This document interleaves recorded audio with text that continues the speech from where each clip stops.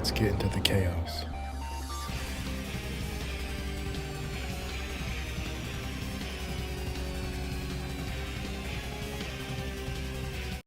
Third video in the series, and now we got some Kirby characters. For the Echo Fighter, it's going to be a little complicated, but it's going to be the 3 mages. And then for the new fighter, Bobby Bros Jr. Now, if the Kirby series were to get new fighters, I think these characters would be picked after other characters. So maybe for Echo Fighter, you might get Dark Meta Knight, Galactic Knight, or Morpho Knight for, obviously, a Meta Knight Echo Fighter. And then the obvious extra pick for a Kirby representative to be a new fighter would be Bandana D. So just like Goomba or Pom Pom, Bobby Bros Jr. and the 3 mages would have to take a spot from someone more important, or relatively more important. It's not as straightforward as to which Kirby characters would serve as the best representative, aside from Bandana D. But the reason why I think these 2 Kirby characters are less likely to get in than the Mario characters is because the Mario series always gets new fighters added, and the Kirby series hasn't had new fighters since Brawl. So to me, that just shows the developers aren't that interested in getting new Kirby representatives. But if these characters were to get in, how would they be designed? Well, for the 3 mages, like I said, it's complicated. They're going to be an Echo Fighter of, I guess, Pyra. The Fire Mage will be taking all of her moves from Pyra, but she will obviously be smaller, so she will have a smaller hitboxes for her attacks. She'll also be lighter weight. I think she should be like the same weight as Meta Knight, and she will also have multiple jumps like Kirby, since she can fly in her game. And all Kirby characters in general, when they're playable, they can multi-jump just like Kirby, so I don't see any reason why she wouldn't be able to. But that would be it for her changes. Now when you use the down special to change into one of the other mages, this is where it gets a little complicated, because they're not going to be Echo Fighters of Pyra. You see, when you do the down special change into the Ice Mage, the Ice Mage is going to be an Echo Fighter of the Ice Climbers. Now, having the Ice Mage and all 3 other mages, for that matter, be the same size as the Ice Climbers, sharing the same hurtbox and hitbox, would actually be pretty fitting. But the Ice Mage would have ice properties on all of her attacks. So every single attack she strikes with can freeze the opponent. And then I would also change her up special so that would match Pyra's. Obviously not with the fires, she would still have the ice properties. But this is an attack she does in her boss battles, so I feel like using that as a recovery move would be fitting. Now hitting the down special with the Ice Mage will change her out with the Electric Mage. The Electric Mage will be an Echo Fighter of Byleth. The changes that will be made is adding electric properties to all of her attacks. And any of the sword whips will just be redesigned to look like an electric whip, kind of looking just like Samus's whips, I guess. I mean, Zero Suit Samus's whips. I wanted her to have Pikachu's down special in her moveset somewhere, but I wouldn't really know what to switch it out with. I was thinking of making the move be her down air and the cloud just spawns under her and shoots the lightning under her instead of just like spawning on top of her. But I don't know if that would be strange for this move to be in the slot of a down air. I mean, Mega Man's down air is a projectile, and Pikachu's down special already has the electric cloud being a spike hitbox, which is usually what down airs do. They usually spike opponents, so it might be fine for this change to be made. And Pikachu's other move that I would give to the Lightning Mage is the up special. She always zips around exactly like Pikachu's quick attack in this game, so it would be very fitting for this to be up special. And for the final smash, the 3 of them will team up and use the elemental beam attacks. So this will be like Pokemon Trainer's final smash, which is another character I thought they could be slotted with on the character select screen, but they don't take any moves from the Pokemon Trainer. It's just the fact that Pokemon Trainer switches between 3 characters that all play differently, and that's what the 3 mages are going to be doing. They're just taking the moves from different characters, so it's a different slot of 3 characters that you're changing into, so it's kind of weird. Like I said, probably would have been a smarter idea to try to design these characters as the new fighters, but sticking with Bobby Bros Jr. Now this adorable little guy is all about bombs, which is another thing that might make it harder for him to get into Smash Brothers, because there's another character called Bomberman that the developers might want to put in instead of Bobby Bros Jr. But I mean, if one or the other did get in, the other could be the Echo Fighter of that character. So, I mean, it could be just a free ad for them. I don't know. But if Bobby Bros Jr. did get into the game, I think he should have the same stats as Kirby. Same run speed, same walk speed, same jump height, all that stuff. Like, literally everything the same. Maybe a little bit bigger hurt box. He is a little bit taller than Kirby, especially with his hat. But yeah, everything else can be the same. When Kirby enemies are playable in the Kirby series, they all move the exact same as Kirby. They all take the same amount of damage. So there's no reason why that shouldn't be a feature in Smash Brothers. Heck, you can even have basically the same taunts and victory animations. They pretty much do all that stuff similar too. But the moveset is what's gonna make him an interesting fighter. You see, if this was made back in the day, it probably would have been hard to think of a moveset for this guy, since the bomb ability has always been like one of the least complex movesets. You just throw a bomb. But Kirby Star Allies made it possible for certain abilities to combine with each other, and this gives the bomb ability new elements to mix with. And with some other features from Kirby Star Allies being implemented into his moveset, I almost had too many ideas for how he could possibly be designed. But let's start with his neutral attack. He will take out a regular bomb and drop it right in front of him. If this bomb isn't touched, it will explode in a short period of time. If an opponent is right in front of him or walks into it, it will explode immediately, and it will deal around 12% damage, as will basically all of his other attacks. Up tilt, which will have him throw a bomb in an arc, but this one won't be able to linger on the stage. It will explode on contact with an opponent or any other physical object. Forward tilt will have him roll a bomb forwards like he's bowling. This one will also be able to linger on the stage, but the bombs won't be able to stack with each other, so he can only have one bomb on the stage at any given time. Meaning if he places a bomb on the stage with a standard attack, if he then uses his tilt attack, the previous bomb will explode immediately. And vice versa. For his dash attack, he's going to throw a bomb straight forward, like any other character does when they're throwing an item. This bomb will explode immediately, won't be able to linger on the stage. And for his down tilt, instead of throwing a bomb, he's going to do a slide kick. This is a move in the Kirby series that has been around since like the very beginning. So I'm actually kind of shocked that Kirby doesn't have it on his moveset, but now Bobby Bros Jr. is here to take it for him. The throws. He's going to do a standard grab animation, standard pummel punching the opponent, but the throws are going to have him using different bomb types. For his up throw, he's going to attach an air bomb onto the opponent and they're going to fly up a little bit before the bomb explodes. The delay from the bomb carrying the opponent up slowly before exploding will allow Bobby Bros Jr. to do a follow-up attack after the bomb explodes. The forward throw will have him push the opponent away and he'll leave a regular bomb attached to them. This will act like a gooey bomb so the opponent can still walk around before it explodes. It won't be too long before it explodes, so like 2 seconds like the other bombs that he leaves lingering around. But the opponent will be able to try to get it off of themselves. Or if they time their dodge correctly, they can just avoid the explosion altogether. Or Bobby Bros Jr. can use the time to put the opponent into a worse position so that when the bomb does explode, it will lead to a KO. And I think the back throw should be the same, although with a fire bomb, so that when it explodes, the character will be stuck in a multi-hit attack, leaving Bobby Bros Jr. more time to do more damage to the opponent. Although while the damage will be a little higher, the KO power from the bomb itself will be a lot weaker, so Bobby Bros Jr. will have to do a follow-up if he wants to get a KO from the back throw. And the down throw will leave a water bomb on the opponent, once again acting like a gooey bomb, except for when this one explodes, it will have a spike hitbox, so Bobby Bros Jr. will try to get the opponent off the edge before the bomb explodes. It won't be a very strong spike, but if the opponent doesn't have good recovery, it's probably going to lead to a KO. So yeah, the only throw that's going to guarantee a hit from the bomb on the opponent is the up throw, because it's going to leave them in a state where they can't move. But anyways, on to the aerials. His neutral aerial is going to have him drop a firebomb directly in front of him. This will explode when it hits the stage, but leave a lingering fire hitbox, kind of like I said for the throw. If someone's hit with the explosion directly, when they're on lower percents, they'll still be caught in the flames.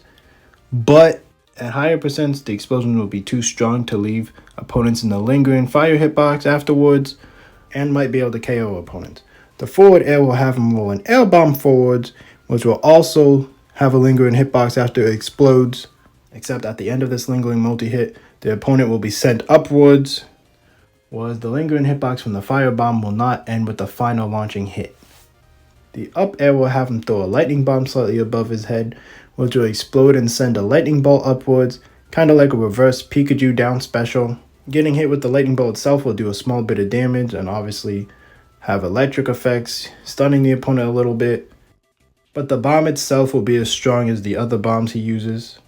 The back air will once again have him throwing a standard bomb, just another strong, powerful hit. The down air will have him throwing a water bomb downwards, being able to spike opponents if they are hit by it. This spike will be stronger than the down throw since he actually has to aim and hit the opponent.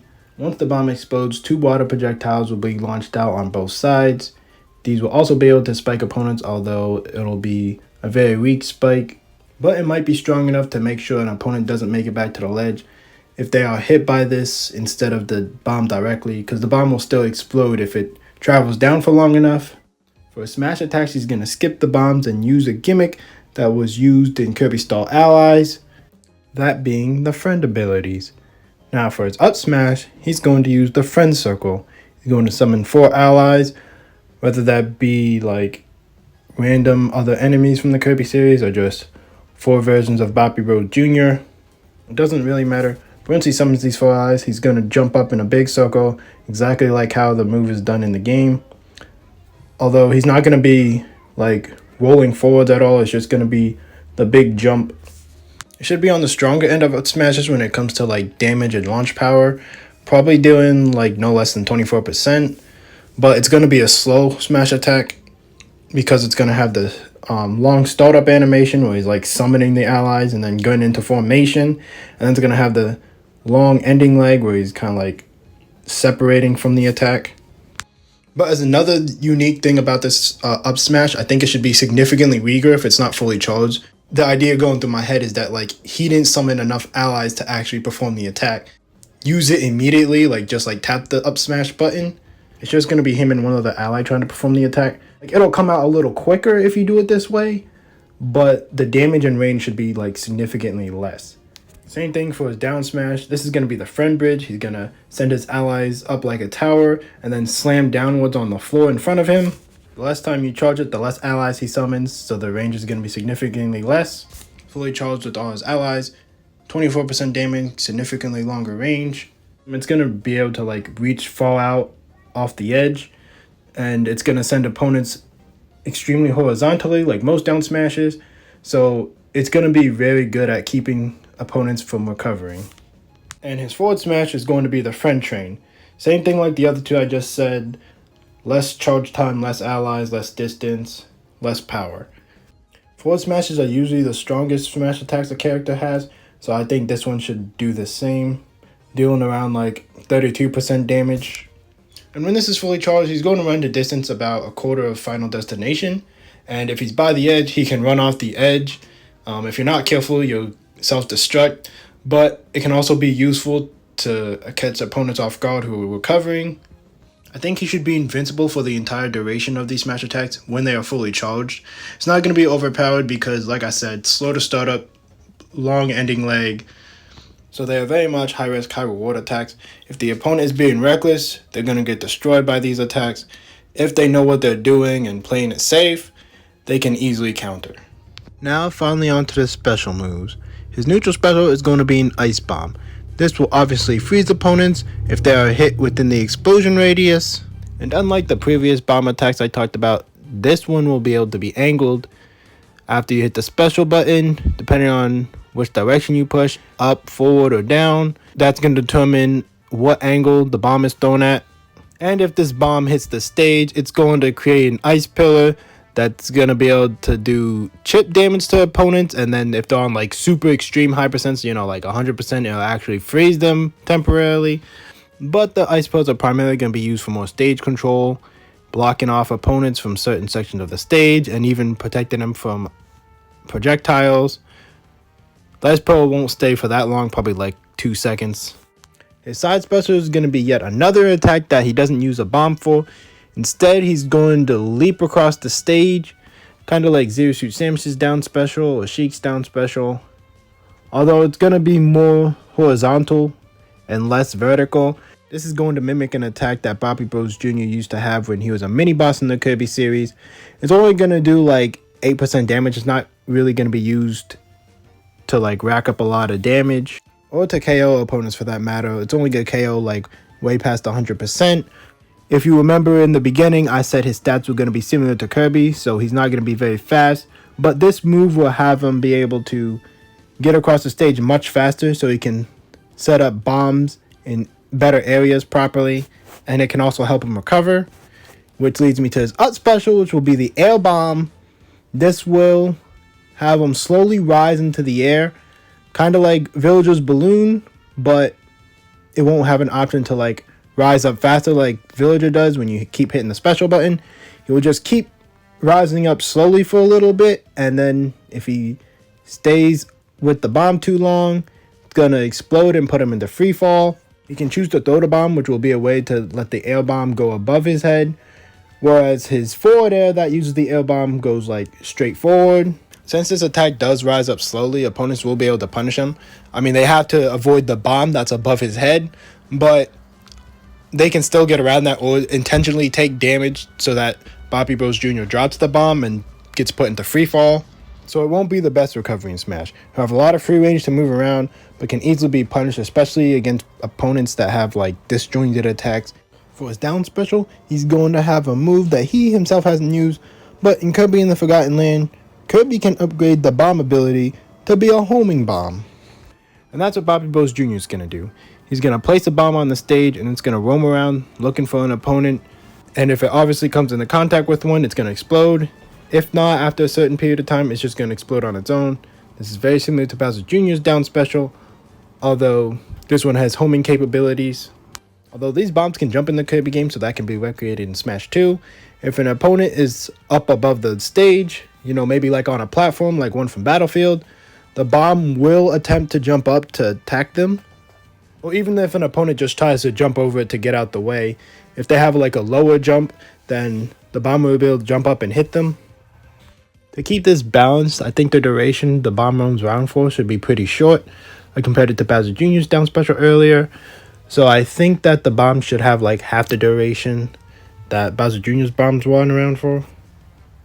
Alright, that's all the moves, except for his final smash. For his final smash, he should use the friend stall. He's going to bring on 3 allies, all 3 being Bobby Bros Jr. So if before he was using random allies, these are going to be copies of him.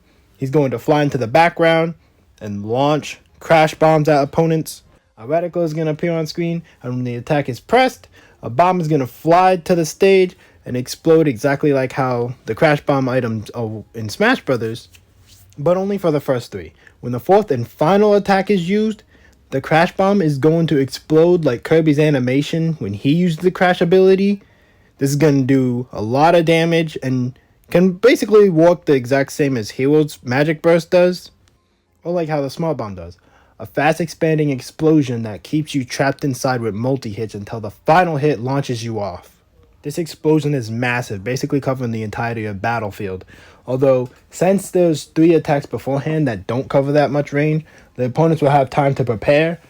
The reticle will not move that fast, and there won't be a lot of time to aim. There will only be like 1 to 2 seconds between each bomb being launched before the final one is thrown. So this final smash won't be unbalanced by any means. Not that final smashes are necessarily made to be balanced, but you know, I thought I'd just put that out there. So there you go, Bobby Bros Jr.'s moveset. What'd you think about it? Obviously, he's going to be a character that can do a lot of different setups. He's going to be able to have a few different type of bombs on the stage at the same time. Like he can have the down special bomb roaming around, and he can have his standard attack, you know, where he just lays the bomb on the field. That can be out at the same time as his homing bomb. And he can have an ice pillar lingering around and a fire pit lingering around. Like he can have so many different attacks on the stage at once. That's going to be able to overwhelm the opponents. Obviously, he's going to have like worse stats, but with all these different setups he can do, he's probably going to actually be a high tier character in Smash. Obviously, it's going to take a lot of skill to like learn how to play, but once you get that skill under control, he's going to be able to dominate the playing field, I think. But, I mean, you know, if he were in Smash Brothers. With this moveset in mind, would you want him to be in Smash Brothers? Do you think he actually would be like a more likely character to be in Smash Brothers? What about the three mages? What do you think about them? Do you think they'd be good Echo Fighters, or do you think that's too confusing to have them as Echo Fighters? Do you think they'd be their own characters? Like, do you think they have better potential to be like actual fighters instead of Echo Fighters? You know, let me know what you think about these guys. And I will talk about the next unlikely Smash characters really soon.